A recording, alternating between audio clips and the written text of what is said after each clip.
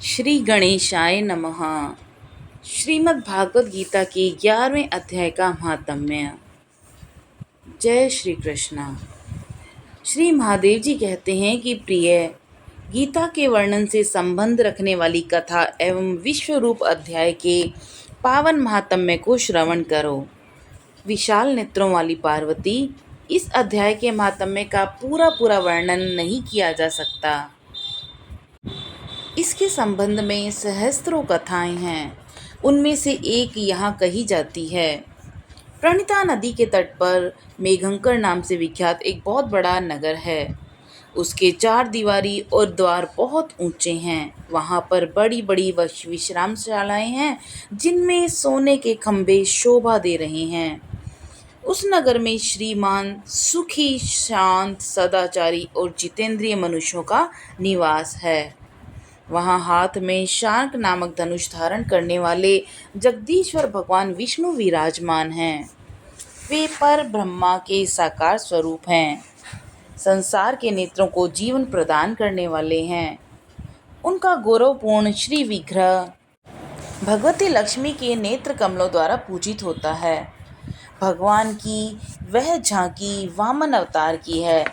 मेघ के समान उनका श्याम वर्ण तथा कोमल आकृति है। वक्षस्थल श्रीवत्स का चिन्ह शोभा पाता है। वे कमल और वनमाला से विभूषित हैं। अनेक प्रकार के आभूषणों से सुशोभित हो भगवान वामन रसयुक्त समुद्र के सदृश जान पड़ते हैं। सुशोभित हो भगवान वामन रत्नयुक्त समुद्र से जान पड़ते हैं और पीताम्बर से उनके श्याम विग्रह को कांति ऐसे प्रतीत होती है जैसे चमकती हुई बिजली से घिरा हुआ मेघ शोभा पा रहा हो। उन भगवान वामन का दर्शन करके जीव जन्म और संसार के बंधन से मुक्त हो जाता है। उस नगर में मेखला नामक महान तीर्थ है, जिसमें स्नान करके मनुष्य शाश्वत बैकुंठ धाम को प्राप्त होता है। वहाँ जगत के स्वामी करुणा सागर भगवान नरसिंह का दर्शन करने से मनुष्य 7 जन्मों के लिए हुए घोर पाप से भी छुटकारा पा जाता है। जो मनुष्य मेखला में गणेश जी का दर्शन करता है तथा वह सदा दूसरा विघ्नों से भी पार हो जाता है। उसी मेघंकर नगर में कोई श्रेष्ठ ब्राह्मण थे, जो ब्रह्मचर्य परायण, ममता अहंकार से रहित, वेद शास्त्रों में प्रवीण, जितेंद्रिय तथा भगवान वासुदेव के शरणागत थे। उनका नाम सुनंद था। प्रिय, वे शार्क धनुष धारण करने वाले भगवान के पास गीता के 11वें अध्याय विश्व रूप दर्शन योग का पाठ किया करते थे। उस अध्याय के प्रभाव से उन्हें ब्रह्म ज्ञान की प्राप्ति हो गई थी। परमानंद संतोष से पूर्ण उत्तम ज्ञानमयी समाधि के द्वारा इंद्रियों के अंतर्मुख हो जाने के कारण वे निश्चल स्थिति को प्राप्त हो गए थे और सदा जीवन मुक्त योगी की स्थिति में रहते थे। एक समय जब बृहस्पति सिंह राशि पर स्थित थे, महायोगी सुनंद ने गोदावरी तीर्थ की यात्रा आरंभ की। वे क्रमशः विरज तीर्थ, तारा तीर्थ, कपिला संगम, अष्ट तीर्थ, कपिला द्वार, नरसिंहवन, अंबिकापुरी तथा कर स्थानपुर आदि क्षेत्रों में स्नान और दर्शन करते हुए विवाह मंडप नामक नगर में आए। वहां उन्होंने प्रत्येक घर में जाकर अपने ठहरने के लिए स्थान मांगा, परंतु कहीं भी उन्हें स्थान नहीं मिला। अंत में गांव के मुखिया ने उन्हें एक बहुत सी बड़ी धर्मशाला दिखा दी। ब्राह्मण ने साथियों सहित उसके भीतर जाकर रात में निवास किया। सवेरा होने पर उन्होंने अपने को तो धर्मशाला के बाहर पाया, किंतु उनके और साथी दिखाई नहीं दिए। वे उन्हें खोजने के लिए चले। इतने में मुखिया से उनकी भेंट हो गई। ग्रामपाल ने कहा कि मुनिश्रेष्ठ, तुम सब प्रकार से दीर्घायु जान पड़ते हो।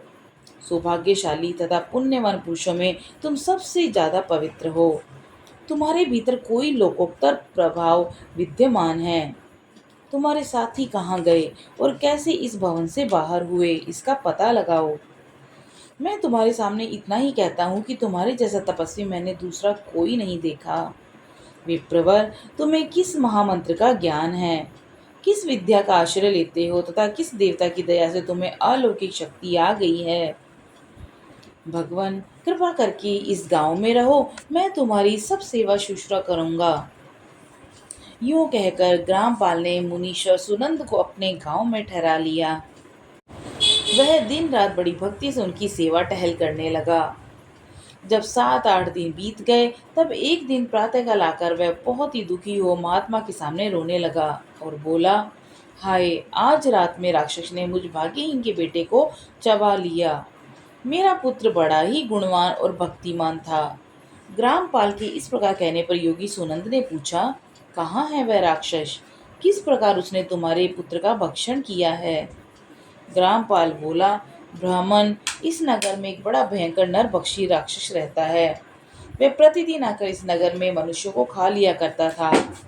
तब एक दिन समस्त नगरवासियों ने मिलकर उससे प्रार्थना की कि राक्षस, तुम हम सब लोगों की रक्षा करो। हम तुम्हारे लिए भोजन की व्यवस्था किए देते हैं। यहाँ बाहर के जो पथिक रात में आकर नींद लेंगे, तुम उनको खा जाना। इस प्रकार नागरिक मनुष्यों ने गांव के मुखिया द्वारा इस धर्मशाला में भेजे हुए पथिकों को ही राक्षस का आहार निश्चित किया। अपने प्राणों की रक्षा के लिए ही उन्हें ऐसा करना पड़ा। तुम भी अन्य राहगीरों के साथ इस घर में आकर सो गए थे, किंतु राक्षस ने उन सभी को तो खा लिया, केवल तुमको छोड़ दिया।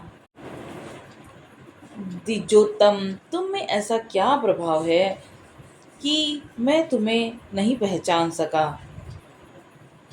इस समय मेरे पुत्र का एक मित्र आया था, तो वह मेरे पुत्र को बहुत ही प्रिय था, किंतु अन्य राहगीरों के साथ उसे भी मैंने उसी धर्मशाला में भेज दिया।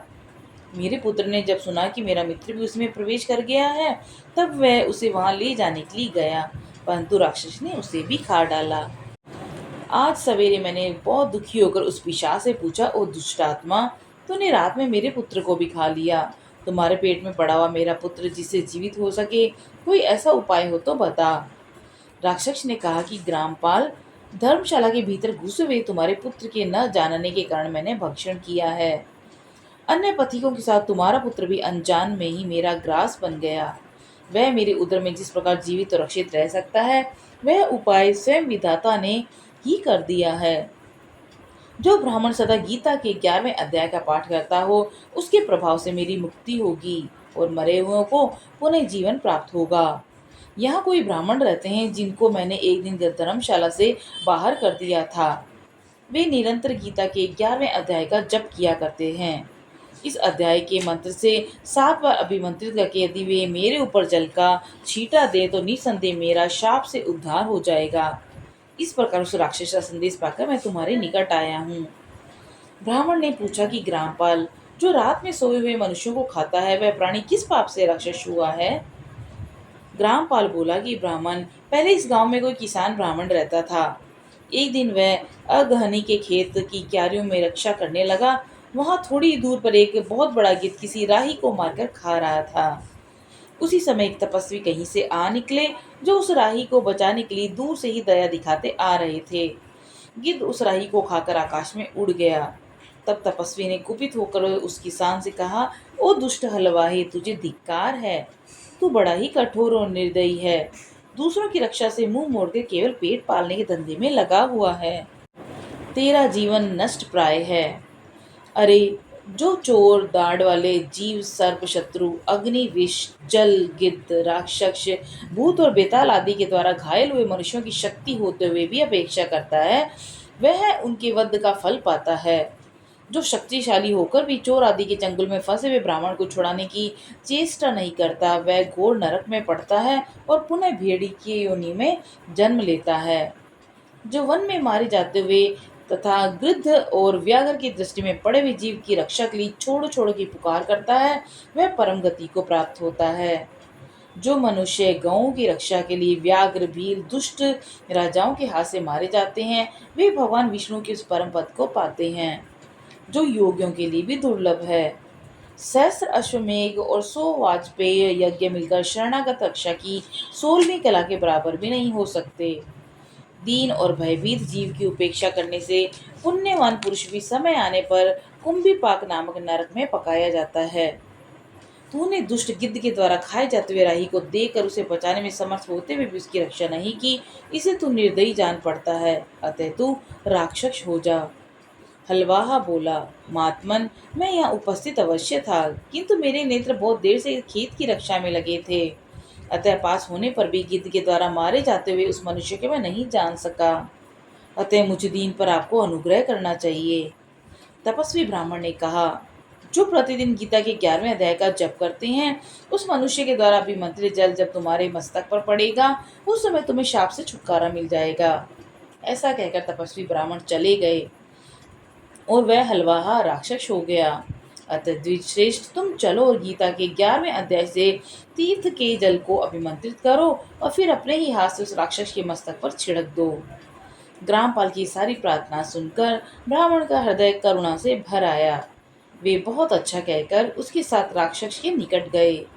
वे ब्राह्मण योगी थे। उन्होंने विश्व रूप दर्शन नामक 11वें अध्याय से अभिमंत्रित जल करके उस राक्षस के मस्तक पर डाला।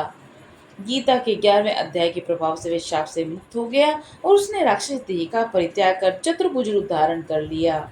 और उसने जिन सहस्त्रों पथिकों का भक्षण किया था, वे भी शंख चक्र गदा धारण किए हुए चतुर्भुज स्वरूप हो गए। उसके पश्चात वे सभी विमान पर आरूढ़ हो गए। इतने में ही ग्रामपाल ने राक्षस से कहा कि निशाचर, मेरा पुत्र कौन है, उसे दिखाओ।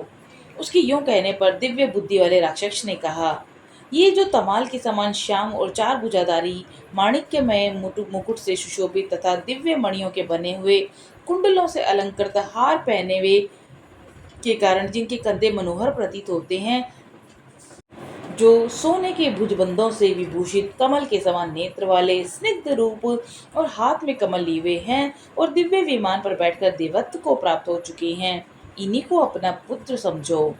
यह सुनकर ग्रामपाल ने उसी रूप में अपने पुत्र को देखा और घर चलने के लिए ले जाना चाहा। यह देखकर उसका पुत्र हंस पड़ा और कहने लगा। पुत्र बोला, ग्रामपाल, कई बार तुम भी मेरे पुत्र हो चुके हो। पहले मैं तुम्हारा पुत्र था, अब देवता हो गया हूँ। इन ब्राह्मण देवता के प्रसाद से बैकुंठ धाम को जाऊंगा। देखो, यह निशाचर भी चतुर्भुज रूप को प्राप्त हो गया है। गीता के 11वें अध्याय के मातम्य से ये सब लोगों के साथ श्री विष्णु धाम को जा रहा है। अतः तुम भी ब्राह्मण देव से गीता के 11वें अध्याय के अध्ययन करो और निरंतर उसका जप करते रहो। इसमें संदेह नहीं कि तुम्हारी भी ऐसी उत्तम गति होगी। तात, मनुष्यों के लिए साधु पुरुषों का संग सर्वथा दुर्लभ है, वह भी इस समय तुम्हें प्राप्त है। अतः अपना अभिष्ट सिद्ध करो। धन, भोग, दान, यज्ञ, तपस्या, पूर्व कर्मों से क्या लेना। विश्व रूपाध्याय के पाठ से ही परम कल्याण की प्राप्ति हो जाती है। पूर्ण आनंद संदोह स्वरूप श्री कृष्ण नामक ब्रह्म के मुख से कुरुक्षेत्र में अपने मित्र अर्जुन के प्रति जो अमृतमय उपदेश निकला था, वही श्री विष्णु का परम तात्विक रूप है। तुम उसी का चिंतन करो। वह मोक्ष के लिए प्रसिद्ध रसायन है। संसार भय से डरे हुए मनुष्यों की आदि व्याधि का विनाशक और अनेक जन्म के दुखों का नाश करने वाला है। मैं उसके सिवा दूसरे किसी साधन को नहीं देख सकता, अतः उसी का अभ्यास करो। श्री महादेव जी कहते हैं, यूं कहकर वह सबके साथ श्री विष्णु के परम धाम को चला गया। तब ग्रामपाल ने ब्राह्मण के मुख से उस अध्याय को पढ़ा, फिर वे दोनों ही उसके मातम्य से विष्णु धाम को चले गए। पार्वती, इस प्रकार तुम्हें 11वें अध्याय की मातम्य कथा सुनाई है। इसके श्रवण मात्र से महान पातकों का नाश हो जाता है। बोलो श्री कृष्ण भगवान की जय।